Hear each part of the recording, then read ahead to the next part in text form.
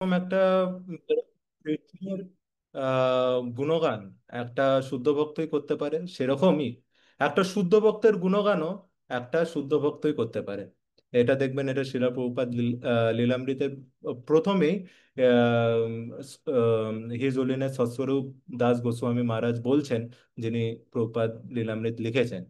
তো আমি তো শুদ্ধ ভক্তের কোনো আশেপাশেও দাঁড়াই না। তো কিন্তু তাও যতটুকু শুনেছি নিজের শিক্ষাগুরু থেকে, গুরুজনদের থেকে, তো সেটাই অ্যাজ ইট ইজ বলার চেষ্টা করব। তো যদি কোনো ভুল হয়ে যায় তো প্লিজ আমাকে ক্ষমা করে দেবেন, কোনো যদি ত্রুটি থাকে প্লিজ ক্ষমা করে দেবেন, আর যদি কোনো কিছু ভালো থাকবে তাহলে মনে করবেন যে ওইটা গুরুজনদেরই দেওয়া। ঠিক আছে। তো আমি আমার প্রেয়ার দিয়ে শুরু করছি আজকে। প্রথমে আমরা কিছু এইটাকে কেন শুরু করছি, কি করছি, এটাকে বোঝার চেষ্টা করব। ओम अज्ञानतिमिरान्धस्य ज्ञानाञ्जनशलाकया चक्षुरुन्मिलितं येन तस्मै श्रीगुरुवे नमः। श्रीचैतन्यमनोभीष्टं स्थापितं येन भूतले स्वयं रूपा कदा मह्यं ददाति स्वपदान्तिकम्। नमो विष्णुपादाय कृष्णपृष्ठाय भूतले श्रीमते भक्तिवेदांत स्वामिनिति नामिने। नमस्ते सारस्वते देवे गौरवाणी प्रचारिणे निर्विशेष शून्यवादी पाश्चात्य देशतारिणे। जय श्री कृष्ण चैतन्य प्रभु नित्यानंद श्री अद्वैत गदाधर श्रीवासादि गौर भक्त वृंद। हरे कृष्णा कृष्ण कृष्ण हरे हरे, हरे राम राम राम हरे हरे। वाञ्छाकल्पतरुभ्यश्च कृपा सिन्धुभ्यो एव च पतितानां पावनेभ्यो वैष्णवेभ्यो नमो नमः। अनंत कोटि वैष्णव वृंद की जय। তো প্রথমে আমরা বোঝার চেষ্টা করব, যেরকম দীপকপ্রভু বললেন যে আহ, এটা আমরা কেন শুরু করলাম। তো আমরা মোটামুটি যারা এই কংগ্রিগেশনে আছি কিছুদিন ধরে, তাদের সবারই মতামত ছিল যে আমরা অফলাইন তো নিজেদের নিজেদের জায়গায় দেখা করি, কিন্তু দেখুন ওয়েস্ট বেঙ্গলটা এত বড়। এখানে কিছু কিছু বাংলাদেশেরও ডিভোটিস হবেন, আর শিলিগুড়ির ডিভোটিস আছে, মেদিনীপুরের ডিভোটিস আছে, কলকাতার ডিভোটিস আছে, বর্ধমান, ইয়ে পুরুলিয়া, বিভিন্ন বিভিন্ন যে দুর্গাপুর, আসানসোল, বিভিন্ন বিভিন্ন জায়গায় ডিভোটিস আছে। তো আমাদের পক্ষে সবার একসাথে মিলন হওয়ার জায়গা খুব কমই থেকে থাকে, সঙ্গম বা সেটা তো সবাই পরিস্থিতির জন্য আসতে পারে না। তো এরকম একটা আমরা ভেবেছিলাম এরকম একটা প্ল্যাটফর্ম রাখি, যেখানে আমরা সবাই সপ্তাহে একদিন আমরা মিলিত হতে পারি এবং ভগবানের ব্যাপারে এবং ভগবানের ভক্তদের ব্যাপারে একটু আলোচনা করতে পারি। ঠিক আছে। তো আজকে আপনারা জানবেন যে আজকে ভদ্র পূর্ণিমা। আজকে যারা প্রভুজির ভগবদ গীতা ক্লাস অ্যাটেন্ড করেছেন তারা জানবেন যে মানে সেখানে প্রভুজি বলেছেন যে আজকে শ্রীমদ্ ভাগবতম মহাপুরাণ থেকে কিছু না কিছু রিডিং করা উচিত। তো ওরকমই আমরা আজকে একটা ভাগবতমে একটা শ্লোক দিয়ে স্টার্ট করব। ঠিক আছে। তো ওটা বেদাবেস থেকে আমি পড়ছি, ওটা ইংলিশে থাকবে, ইংলিশে পড়ছি, তারপর আমি ওটা বাংলাতে তো একবার বলে দেবো। ঠিক আছে।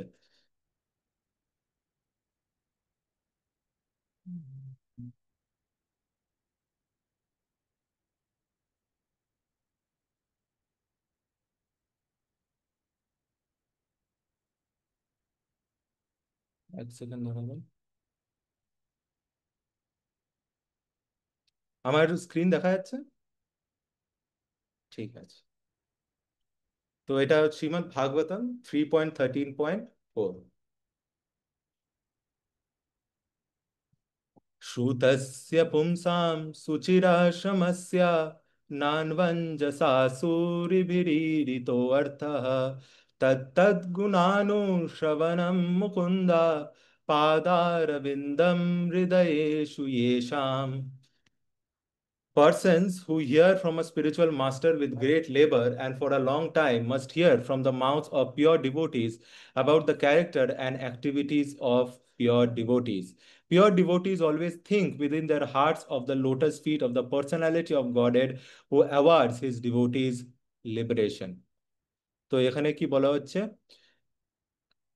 যে মানুষের কি করা উচিত, নিজেদের আধ্যাত্মিক গুরুর থেকে গ্রেট লেবার, মানে অনেক কষ্ট দিয়ে এবং অনেক টাইম দিয়ে তাদের শ্রীমুখ থেকে কি শুনতে হবে, তাদের শ্রীমুখ দিয়ে শুধুমাত্র কৃষ্ণ কথা না, কৃষ্ণ ভক্ত কথা শুনতে হবে, তাদের চরিত্রের ব্যাপারে এবং তাদের কর্মের ব্যাপারে। আর এরকম যে কেন শুনতে হবে, কারণ এরকম শুদ্ধ ভক্তরা সব সময় নিজেদের হৃদয় কমলে আম, ভগবানের শ্রী কমলের ব্যাপারে চিন্তন সর্বদা করতে থাকে। এই জন্যই আম, মানে আমাদেরকে নিজেদের আধ্যাত্মিক গুরু যে নিজেই একটা শুদ্ধ ভক্ত তার ব্যাপারে তার থেকে অন্য একটা শুদ্ধ ভক্তের ব্যাপারে শুনতে হবে, কারণ সেই শুদ্ধ ভক্তের হৃদয়ে কৃষ্ণ বাস করে। গোবিন্দ, তোমারও হৃদয় সদা গোবিন্দ বিশ্রাম। ঠিক আছে, তো এর পারপরটা একবার একটু পড়ে নেব। ট্রান্সেন্ডেন্টাল স্টুডেন্টস আর those who undergo great penance in being trained by hearing the Vedas from a bona fide spiritual master. তো আধ্যাত্মিক এখানে স্টুডেন্টরা কারা, যারা অনেক কষ্টের সাথে, অনেক তপস্যার সাথে যারা বেদ অধ্যয়ন করে তাদের আধ্যাত্মিক গুরু থেকে।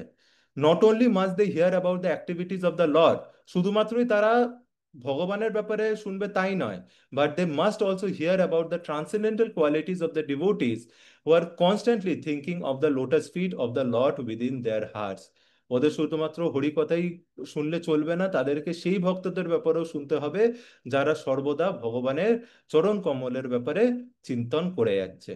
A pure devotee of the Lord cannot be separated from the lotus feet of the Lord for even a moment. এরকম যে শুদ্ধ ভক্তরা থাকে তারা ভগবানের শ্রী কমল থেকে এক সেকেন্ডের জন্য তারা সেপারেট হয় না, তারা আম, আলাদা হয় না।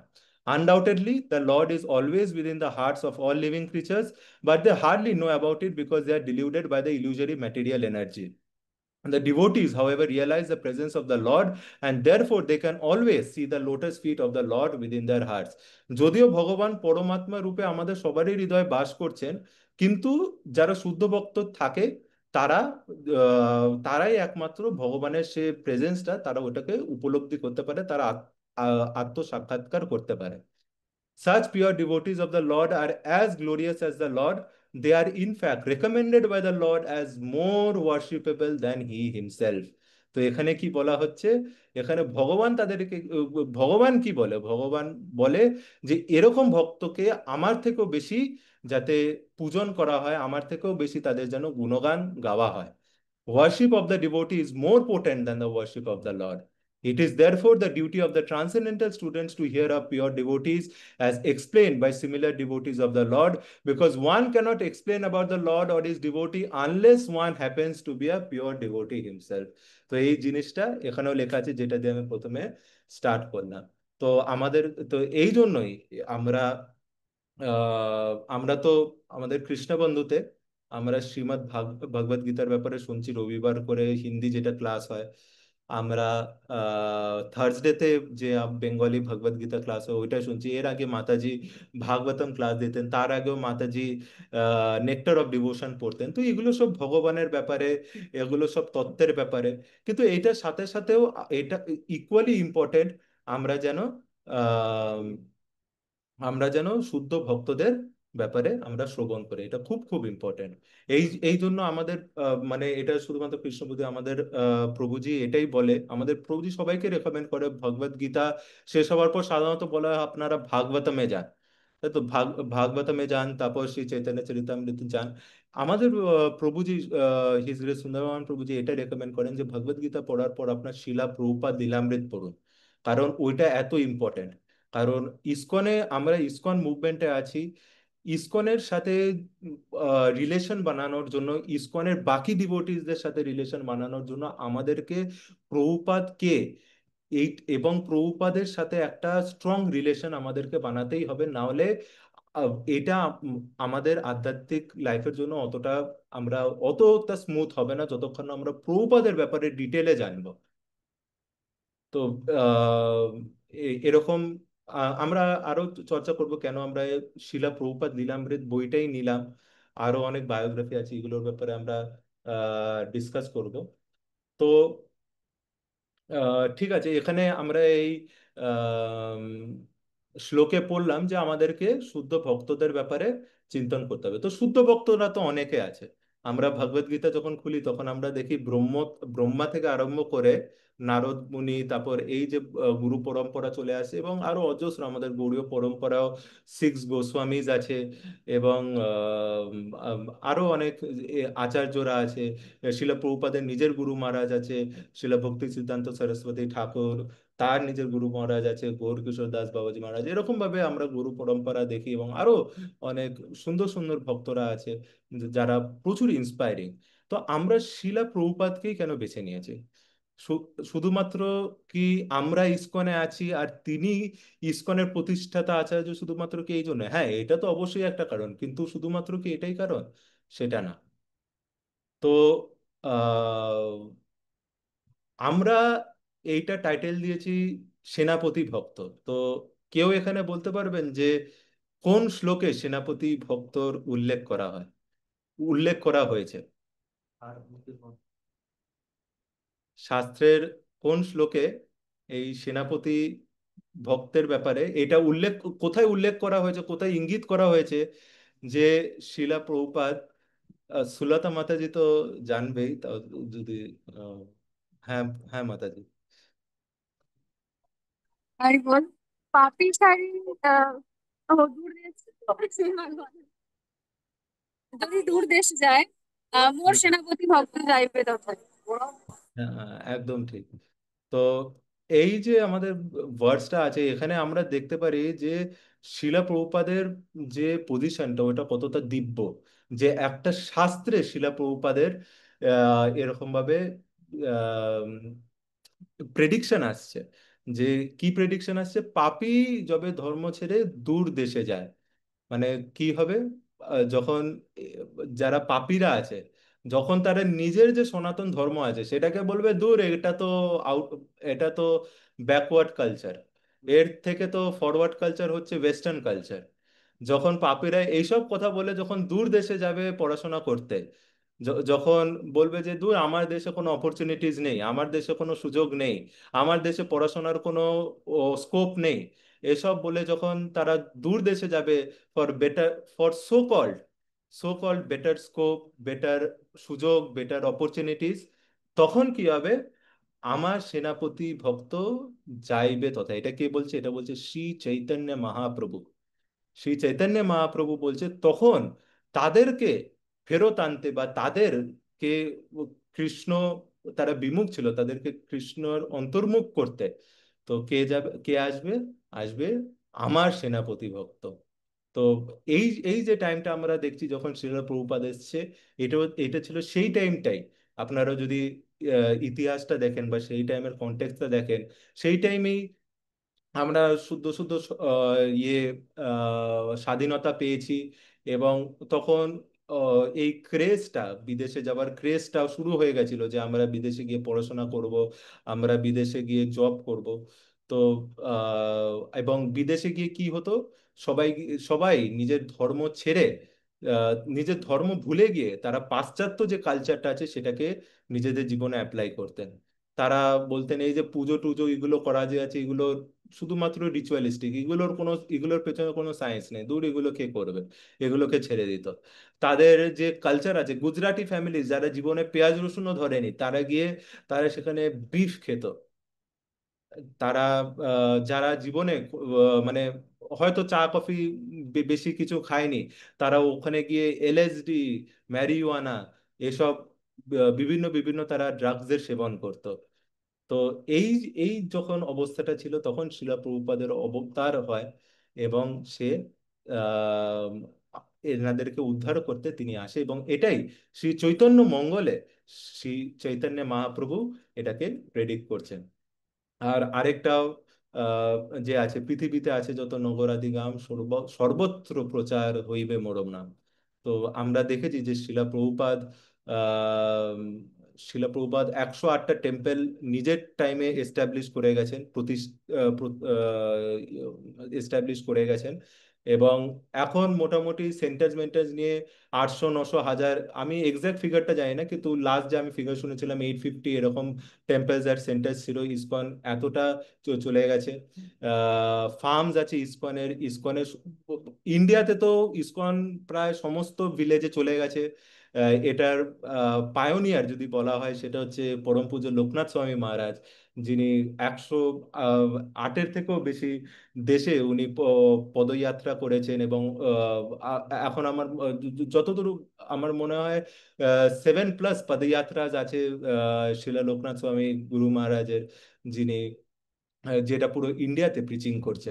তো এইটাতে এইসব প্রভুপাদ এবং তার ডিসাইপল দ্বারা এখন ঘরে ঘরে কোনায় কোনায় গ্রামে গ্রামে আহ হরিনাম সংকীর্তন যেটা আছে সেটা পৌঁছে গেছে। তো আহ প্রভুপাদ মানে কি? প্রভুপাদ অ- অর্থ, প্রভুপাদ মানের অর্থটা হচ্ছে যে আহ, সেটা আমরা পরে পড়বো প্রভুপাদ কথাটার অর্থ কি আছে। কিন্তু সাধারণত প্রভুপাদ যে, এটা আপনারা জানবে, অ্যাকচুয়ালি প্রভুপাদের নাম হচ্ছে অভয় চরণারবিন্দ ভক্তিবেদান্ত স্বামী। কিন্তু এই এই প্রভুপাদ যে টাইটেলটা আছে, এটা কাকে দেওয়া হয় জানেন? এই টাইটেলটা দেওয়া হয় তাকে যারা যারা নদীর প্রবাহকে পাল্টে দেয়। মানে ইতি নদীটাকে, ইতিহাসকে যদি একটা নদী হিসাবে কম্পেয়ার করা হয়, তাহলে যে এই ইতিহাসের মতো ইতিহাসের যে প্রবাহটাকে পুরো পাল্টে দেয়, one who changes the course of history, তাকে এই প্রভুপাদ টাইটেলটা দেওয়া হয়। কেউ বলতে পারবেন এই প্রভুপাদ টাইটেলটা আর কাকে কাকে দেওয়া হয়েছিল আমাদের গৌড়ীয় পরম্পরাতে, হ্যান্ডেস করে? শ্রী চৈতন্য মহাপ্রভু। হ্যাঁ, অনেক। প্রভু ভক্তি সিদ্ধান্ত সরস্বতী ঠাকুর গোস্বামী প্রভুপাদ। হুম। আরেকজন আছে, কেউ বলতে পারবেন? হিন্ট হচ্ছে 6 গোস্বামীজ এর মধ্যে একজন।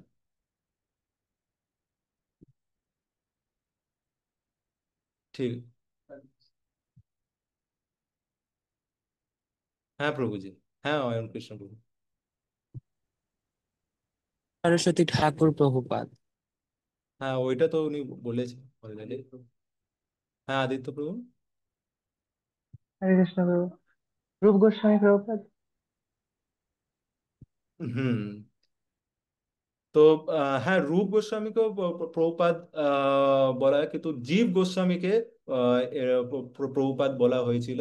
কারণ এনারা যে আহ, এই ইতিহাসের যে প্রবাহ, মানে স্পিরিচুয়ালিটিতে যে প্রবাহ আছে, এটাকে পুরো এনারা পাল্টে দিয়েছিল। এবং তারপর এই প্রভুপাদ যে টাইটেলটা, এটা আমাদের শিলা অভয় চরণারবিন্দ ভক্তি বেদান্ত স্বামী শিলা প্রভুপাদকে এই আখ্যাটা দেওয়া হয়। ঠিক আছে। তো এই এবার আমরা পড়বো যে, মানে এবার আমরা একটু শুনবো যে মোটামুটি প্রভুপাদ এমন জীবনে কি করে নিয়েছে যে আমরা তার ব্যাপারে শুনছি, আমরা আমরা তার ব্যাপারে শোনার জন্য নিয়েছি। ঠিক আছে। তো আহ, এখন মানে আমি একজন কোঅর্ডিনেটর, আমার পাশে দীপক প্রভু বসে আছে, দীপক প্রভু একজন কোঅর্ডিনেটর। তো আমাদেরকে একটা একটা করে গ্রুপ দেওয়া হয়েছে কৃষ্ণ বন্ধুতে দেখার জন্য। তো আমাদের এই একটা গ্রুপই দেখতে আমাদের অবস্থা খারাপ হয়ে যায়। মানে মানে আমাদের গ্রুপে আছে রিজু প্রভু আছে, অভিজিৎ প্রভু আছে, এনারা হয়তো হয়তো জানবে, আর হয়তো আমরা নিজেরাও অত অ্যাক্টিভলি অত সুন্দরভাবে গ্রুপ হয়তো ম্যানেজ করতে পারি না। ঠিক আছে। সেখানে শিলা প্রভুপাদ শিলা প্রভুপাদ একটা গ্রুপ নয়, একটা মন্দির নয়, 108টা মন্দির সারা পৃথিবীতে উনি স্থাপনা করেছেন, এবং উনি একা ওগুলো সবকে ম্যানেজ করতেন। শুধু ওইটাকে একা ম্যানেজ করতেন না, সেটার সাথে উনি বই লিখতেন। তিনি তার প্রত্যেকটা শিষ্যকে পার্সোনালি টাইম দিতেন, তিনি সবার লেটারকে রিপ্লাই দিতেন। তিনি আহ, যে ভিআইপি গেস্টরা আছে তাদের সাথে দেখা করতেন। প্রাইম মিনিস্টার হয়ে গেল, চিফ মিনিস্টার হয়ে গেল, কোথাওকার ডিস্ট্রিক্ট ম্যাজিস্ট্রেট হয়ে গেল, কোনো সিনেমা আর্টিস্ট হয়ে গেল, এদের সাথেও দেখা করতেন। উনি সবকিছুই করতেন, যেটা আমরা প্রভুপাদ লীলামৃতে পড়বো। তো আজকে যেরকম আমরা ডিসকাস করলাম, আজকে সে 108টা মন্দির সেটা এক্সপ্যান্ড করে করে আজকে সেটা 800-900 মন্দিরে সেটা এক্সপ্যান্ড করেছে। আর এটা আমরা সবাই বুঝতেই পারবো যে আমরা আধ্যাত্মিক, ইন্ডিয়াকে বলা হয় the spiritual capital of the world. ইন্ডিয়াকে বলা হয় the spiritual capital of the world.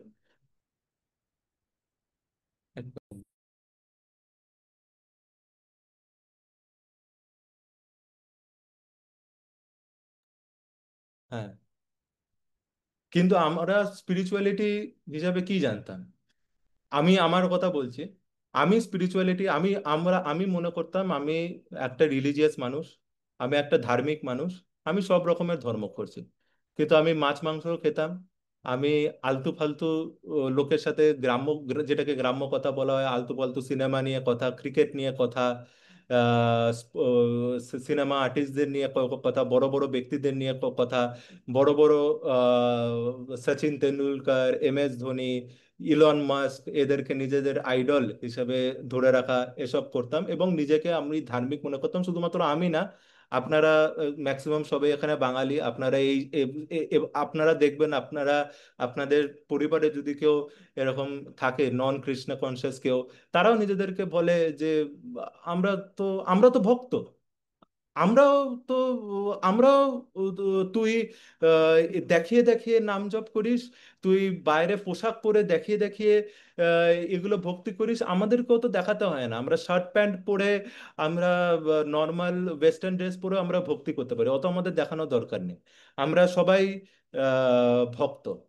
তো এরকম ছিল আমাদের স্পিরিচুয়ালিটির আন্ডারস্ট্যান্ডিং মানে কি, যারা বছরে একবার একটা পুজো আসবে, সরস্বতী পুজো বা লক্ষ্মী পুজো বা দুর্গা পুজোর অষ্টমীর দিন যে একদিন গিয়ে পুষ্পাঞ্জলি দিয়ে আসবে, বা সরস্বতী পুজোতে প্যান্ডেলে গিয়ে যে পুষ্পাঞ্জলি দিয়ে আসবে, জন্মাষ্টমীতে আহ, যে গিয়ে ভগবানের দর্শন করে আসবে, যে মন্দিরে 1 টাকা প্রণামী বক্সে দিয়ে দেবে, সে হচ্ছে আমাদের মানে আমাদের না, মানে জেনারেল পাবলিকের পার্সপেক্টিভে সে হচ্ছে একজন ভক্ত, সে হচ্ছে একজন ধার্মিক মানুষ, সে হচ্ছে একটা স্পিরিচুয়াল মানুষ। ঠিক আছে? তো এখন আপনারা যারা বুক ডিস্ট্রিবিউট করতে যান, আমরা যারা বুক ডিস্ট্রিবিউট করতে যাই, তারা বড় বড় কথা বলে আমরা কত বড় ভক্ত, মানে ওরা নিজেরা কত বড় ভক্ত। তো শিলা প্রভুপাদ আমাদের যে আন্ডারস্ট্যান্ডিংটা, যে ধর্ম কি, স্পিরিচুয়ালিটি কি, রিলিজিয়ান কি, এইটারই যে পুরো আন্ডারস্ট্যান্ডিংটা, এটাকে বদলে দিয়েছে। আমরা আগে শুধুমাত্র এই আহ, আগরবাতি ঘোরাতাম, আমরা জানতাম না এটা আমরা কেন করছি, কি করছি, এটা করার দরকারটা কি। অনেকবার কারোর মনে প্রশ্ন আসলো, আমরা এটাকে দাবিয়ে দিতাম, কারণ আমাদেরকে কি বলা হয়েছিল, ভয় থাকতে হবে।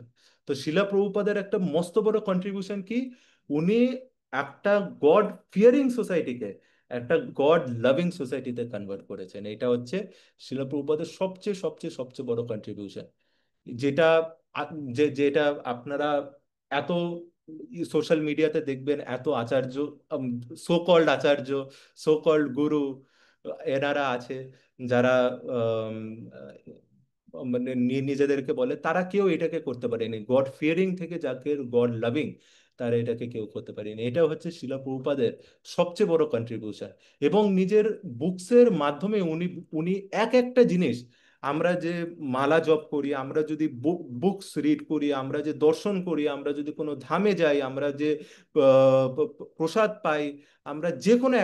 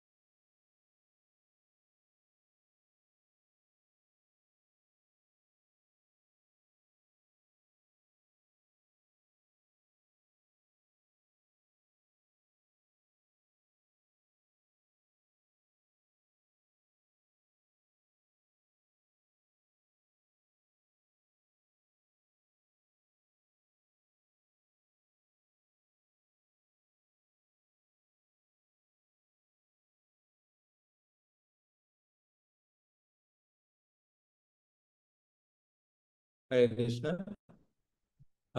সরি, ওই ইন্টারনেটের একটু ইস্যু হয়ে গেছিল।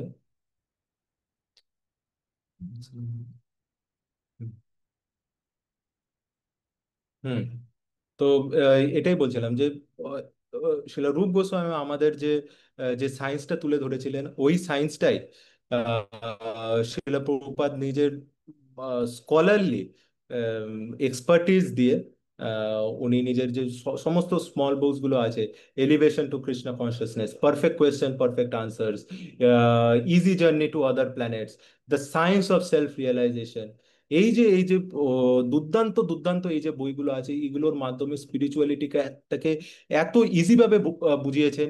এইটা আজ পর্যন্ত কোনো আচার্য, আহ, বলতে কোনো এতে খামতি নেই, কোনো আচার্য এটা আজ পর্যন্ত করতে পারেনি। আর প্রভুপাদ 70+ ভলিউমস, 70+ বই ট্রান্সলেট করেছেন, শ্রীমদ্ ভাগবতম, চৈতন্য চরিতামৃত, এগুলো সব মিলিয়ে, ভগবদ গীতা এইসব মিলিয়ে। এবং শিলা প্রভুপাদের বই এখন 80+ ল্যাঙ্গুয়েজেস, 80+ ল্যাঙ্গুয়েজেস ট্রান্সলেট হয়ে গেছে। আজ পর্যন্ত ইতিহাসে এমন কোনো আচার্য বা এমন কোনো সাধু হয়নি যার কোনো বই এতগুলো ল্যাঙ্গুয়েজেস ট্রান্সলেট করা হয়েছে। তো এইটা হচ্ছে শিলা প্রভুপাদের যশ। আমরা বলি এবে ঘুষুক ত্রিভুবনে, আর এটাই হচ্ছে শিলা প্রভুপাদের যশ। আম, আর আমাদেরকে শিলা প্রভুপাদ, যেরকম আমি বিভিন্ন বিভিন্ন বইয়ের কথা বললাম, শিলা প্রভুপাদ আমাদেরকে তার মধ্যে সবচেয়ে সবচেয়ে যে রিমার্কেবল যে বইটা, সবচেয়ে যে ফ্ল্যাগশিপ, আমরা যে বলি ফ্ল্যাগশিপ প্রোডাক্ট কি একটা স্টোরের, যেরকম অ্যাপেল স্টোরের ফ্ল্যাগশিপ প্রোডাক্ট কি, ওটা আইফোন। তো সেরকমই শিলা প্রভুপাদ যে এতগুলো বুকস লিখেছে, ওইটার যে প্রধান, যে তার মাস্টারপিস, সবই মাস্টারপিস, কিন্তু যেটা সবচেয়ে সেটা হচ্ছে ভগবদ গীতা অ্যাজ ইট ইজ, ভগবদ গীতা যথাযথ। এটা কিছু লোক বলে যে এইটা হচ্ছে পার্শিয়ালিটি, মানে এই এই ভগবদ গীতাটা হচ্ছে পার্শিয়াল, এতে শুধু ভক্তির ব্যাপারেই লেখা আছে, আর কিছু লেখা নেই। তো এবার আমি আপনাকে মানে এটাতে তিনটে পয়েন্টস বলবো। প্রথমে আহ একটা একটা যখন প্রেমী থাকে, একটা যখন প্রেমে পাগল একটা প্রেমী থাকে, সে যাই দেখে সে নিজের প্রেমিককেই দেখে। সেরকমই শিল প্রভুপাদ ছিলেন ভগবানের প্রেমিক, ভগবানের প্রেমে পাগল এক প্রেমিক। তো তিনি যাই দেখতেন, কর্মযোগ দেখতেন, জ্ঞান যোগ দেখতেন, তিনি সেটাকে ভগবানের প্রেমের সাথে তিনি কানেক্ট করতেন। তো এটা ছিলেন শিল প্রভুপাদ। এটা অন্য কেউ যাদের ভৌতিক, যেরকম আমরা পড়লাম, অনলি পিওর ডিভোটিস, শুধুমাত্র শুদ্ধ ভক্তরাই আরেকটা শুদ্ধ ভক্তের গুণগান করতে পারবেন, এটা অন্যদের ব্যাপারে অন্যরা এটাকে বুঝতে পারবেন না। এটা হচ্ছে প্রথম পয়েন্ট। সেকেন্ড পয়েন্ট কি হচ্ছে, সেই সেকেন্ড পয়েন্টটা একটা আমরা এক্সাম্পল দিয়ে বুঝবো। এবার ধরুন আপনি একটা মোবাইল কিনতে গেছেন, ঠিক আছে? এবার আম, আপনি মোবাইল কিনতে গেছেন, দোকানদার প্রথমে আপনাকে একটা মোবাইল দেখালো, ঠিক আছে? আপনার পছন্দ হলো না, আপনি বললেন কিছু একটা বেটার কোয়ালিটি দেখানো, উনি মোবাইল দেখালো, আপনার পছন্দ হলো না, মোবাইল দেখালো, আপনার পছন্দ হলো, আপনি নিয়ে নিলেন, ঠিক আছে? আর আপনাকে সেলসম্যান কিছু বললো না, আপনি যা যা জিজ্ঞেস করলেন অ্যাজ ইট ইজ আপনাকে বললো, আর আপনি মোবাইলটা নিয়ে চলে আসলেন, আপনি ভাবলেন যে আপনি বেস্ট জিনিসটা কিনে নিয়ে চলে এসেছেন, ঠিক আছে? কিন্তু ওই দোকানে আরো অনেক কোয়ালিটি পড়ে আছে, ওর থেকে আরো অনেক ভালো কোয়ালিটির মোবাইল ফোন, আরো অনেক দামি, আরো অনেক ফিচার্স সহ আরো অনেক মোবাইল পড়ে আছে, ঠিক আছে? এবার আপনি একটা সেকেন্ড দোকানে গেলেন, আপনি সেখানে যে সেলসম্যানটা আছে সে প্রথমেই আপনার নিজের কাছে যে বেস্ট প্রোডাক্টটা আছে সেটা আপনাকে দিয়ে দেখালেন যে এইটা আমার কাছে বেস্ট প্রোডাক্টটা আছে, দেখুন এটা। তো ওই বেস্ট প্রোডাক্টটা দেখে তখনই আপনি কোনো টাইম ওয়েস্ট না করে ওই বেস্ট প্রোডাক্টটা আপনি নিয়ে নিলেন। এবং আপনার মানে সান্ত্বনার জন্য উনি আরো অনেক প্রোডাক্ট দেখিয়ে দিলেন যে দেখুন আপনার আমাদের কাছে এই প্রোডাক্টগুলো আছে, কিন্তু এই মধ্যে এই খামতি আছে যেটা এই মোবাইলটা কভার করে দেয়, ঠিক আছে? এই এই মোবাইলটার এমন এমন ফিচার্স আছে যেগুলো এই কোনো মোবাইলে নেই।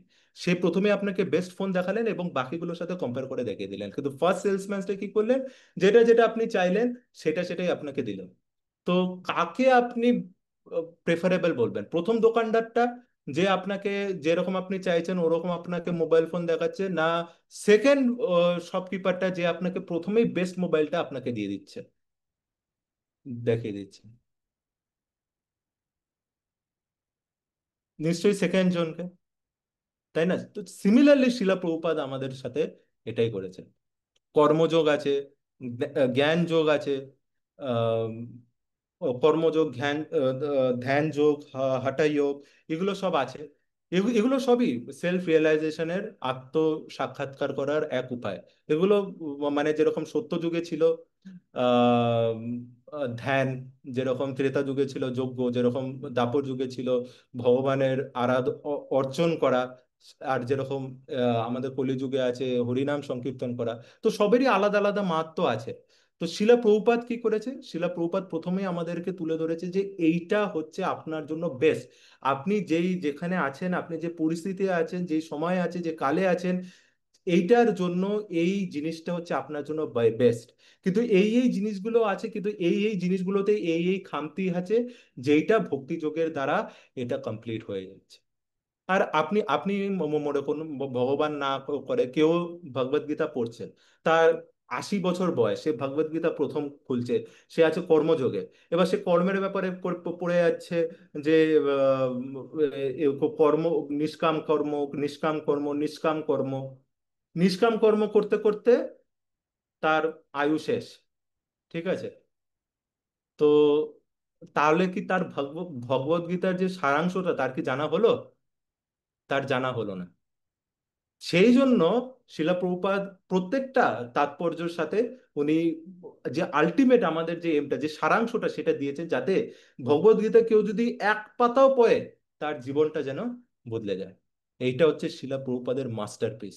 এইটা হচ্ছে শিলা প্রভুপাদের মাস্টার মাইন্ড, যেটা কোনো কোনো ভৌতিক কোনো লোক নিজের এই 1.5 কেজির এই ব্রেন দিয়ে কেউ বুঝতে পারবে না। তো এইটা হচ্ছে শিলা প্রভুপাদের ভগবদ গীতা। শ্রীমদ্ ভাগবতমের প্রথম স্কন্ধটা লিখতে, প্রথম স্কন্ধের 3 ভলিউম লিখতে শিলা প্রভুপাদ রাধা দামোদর মন্দিরে বসে 10 বছর লাগিয়েছে। এবং শিলা রাধানাথ স্বামী মহারাজ বলেন এই যে ফার্স্ট ক্যান্টোটা আছে, এই ফার্স্ট ক্যান্টোতে আপনার জীবনে আধ্যাত্মিক প্রগতি করার জন্য যা যা লাগবে সবকিছু আছে। এই শুধুমাত্র ফার্স্ট ক্যান্টো যদি পড়ে নিন আপনারা, এইটার পর আর তারপর যে বাকি 1965-এ যখন শিলা প্রভুপাদ পাশ্চাত্য দেশে গেলেন, তারপর শিলা প্রভুপাদ যখন বাকি যে বছরগুলো ছিলেন, তো শিলা প্রভুপাদ বাকি যে 9 ক্যান্টোস গুলো আছে, 10th ক্যান্টো অব্দি শিলা প্রভুপাদ ট্রান্সলেট করেছেন। শ্রী চৈতন্য চরিতামৃত শিলা প্রভুপাদ 3 মাসের মধ্যে কমপ্লিট করেছেন, 3 মাসের মধ্যে। শিলা প্রভুপাদ লিখতে তার মানে অলস আসেনি, সে থকে যায়নি। যত না যারা প্রিন্ট করেছে তারা 24 ঘন্টা বসে বসে তারা শিলা প্রভুপাদ লীলামৃতে আসবে, তারা প্রিন্টিং করতে পারছিল না, তারা 24 ঘন্টা বসে বসে তারা প্রিন্ট করে যাচ্ছিল, কিন্তু শিলা প্রভুপাদের ডিকটেট করার এবং লেখার স্পিড কম ছিল না। মাত্র 3 মাসে শিলা প্রভুপাদ আমাদেরকে 9 ভলিউম দিয়েছে শ্রী চৈতন্য চরিতামৃতের, ভাগবতমের ট্রান্সলেশন পজ করে। তো এটা হচ্ছে শিলা প্রভুপাদের আহ, মেধা, এটা হচ্ছে শিলা প্রভুপাদের এক্সপার্টিজ। প্রসাদম ডিস্ট্রিবিউশন, ইসকন হচ্ছে এখন world's largest vegetarian food relief organization. Largest. যেসব হিপিসরা যেসব হিপিজরা বিফ ছাড়া, পোর্ক ছাড়া, যেগুলো বলতেও ঘৃণা লাগে, এগুলো ছাড়া কিছু খায় না, তাদেরকে বিনা পেঁয়াজ রসুন, বিনা টি কফি, বিনা চকলেট ডায়েট শিলা প্রভুপাদ তাদের হাতে তুলে ধরেছেন, তাদের মুখে তিনি তুলে ধরেছেন। আর এত কিছু, এত বড় আচার্য হওয়া সত্ত্বেও শিলা ভক্তি সিদ্ধান্ত সরস্বতী ঠাকুরের শিষ্য, হরিনাম এবং ব্রাহ্মণ দীক্ষিত শিষ্য এবং একটা সন্ন্যাসী হওয়া সত্ত্বেও শিলা প্রভুপাদ নিজের বিদেশি ডিসাইপেল, তখনও তারা ডিসাইপেল হয়নি, স্ট্রেঞ্জারদের, যারা যারা মদ খেয়ে নেশা করে রাস্তায় পড়ে থাকে, তাদের এঁঠো বাসন শিলা প্রভুপাদ মেজেছেন।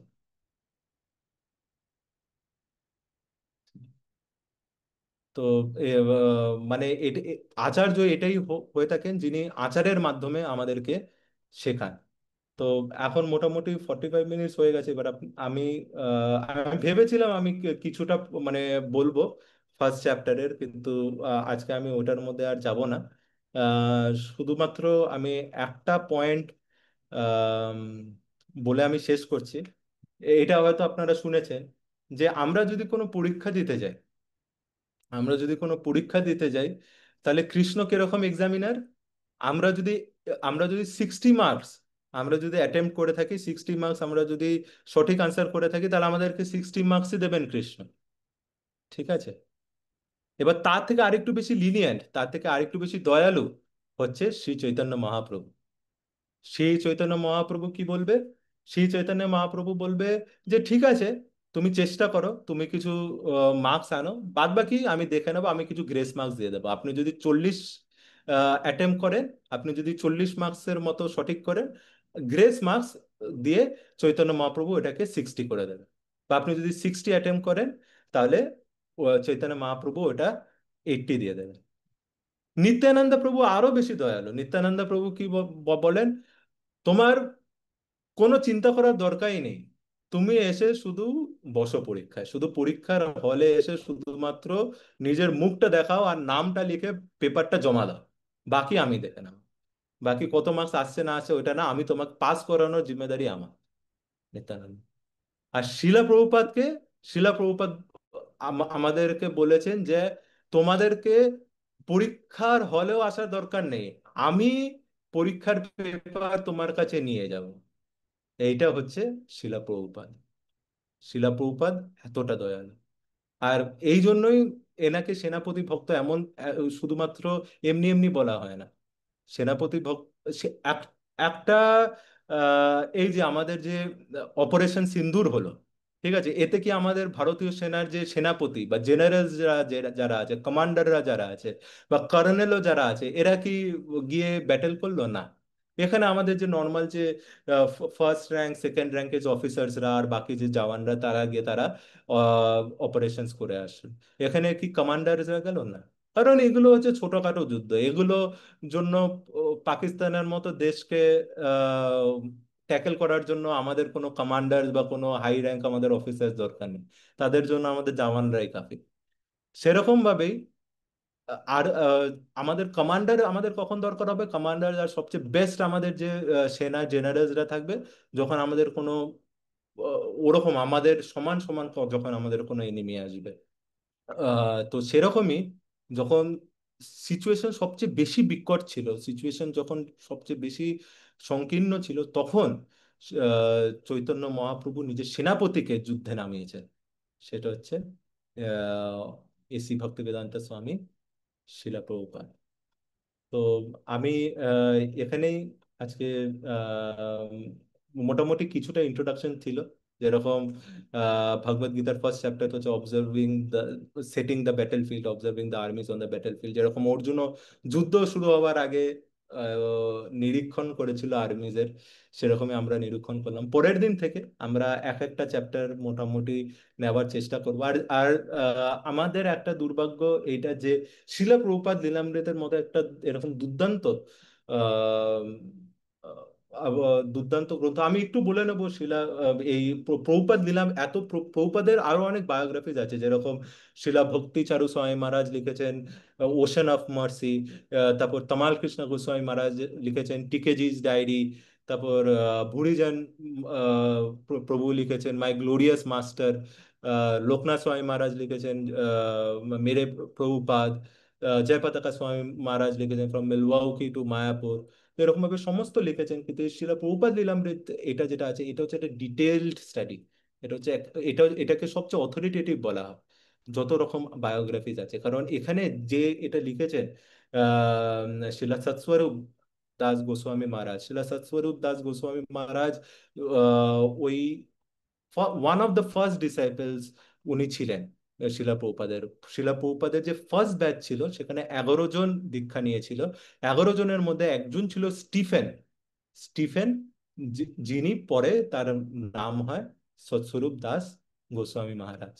ঠিক আছে, ইনি শিলা প্রভুপাদের একেবারে প্রথম থেকে ছিলেন। ইনি একজন লাইব্রেরিয়ান হিসেবে কাজ করতেন। প্রথম থেকেই ওনার লিটারেচার ফিলোসফি এগুলোর মানে ওনার জিজ্ঞাসু মনোভাব ছিল, কিন্তু কোনো বিভিন্ন বিভিন্ন ফিলোসফিস পড়েও ওনার সন্তুষ্টি হয়নি। তো আহ, শেষ পর্যন্ত শিলা প্রভুপাদের সংস্পর্শ এসে শিলা প্রভুপাদের ভগবদ গীতা ক্লাসেস পড়ে ওনার কনভিকশন আছে এই কৃষ্ণা কনসাস মুভমেন্টে, এবং তিনি জোরে, এবং তিনি শিলা প্রভুপাদের one of the most senior senior most disciples. তো আহ, এরকম একজন এই শিলা প্রভুপাদ লীলামৃতের সংকলন করেছেন। ইনি শিলা প্রভুপাদের বই, লেটার্স, রুম কনভারসেশন সবকিছু একেবারে নিখুঁত করে পড়ে করে পড়েছেন।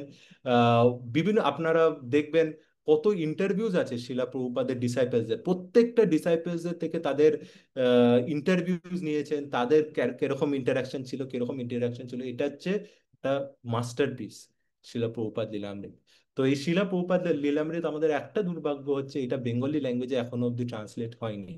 এটা শুধুমাত্র ইংলিশ আর হিন্দি আছে, কিন্তু আপনাদের জন্য আমরা এটাকে ইংলিশ বা হিন্দি যাই হয়, যারা যারা স্পিকার্স আছে তারা আমরা পড়বো, এবং সেটাই বাংলাতে আপনাদের সামনে সেটা তুলে ধরবো। ঠিক আছে। তো আহ, বাস শুধুমাত্র একটা লাস্ট লাইন আমি পড়বো, যেটা শিলা সৎস্বরূপ দাস গোস্বামী মহারাজ যেটা অবজেক্টিভে লিখেছেন, নিজের ইনভোকেশনে লিখেছেন, যে দ্য অবজেক্টিভ, ইংলিশে পড়ছি, আহ, বাংলাতে আমি বলছি।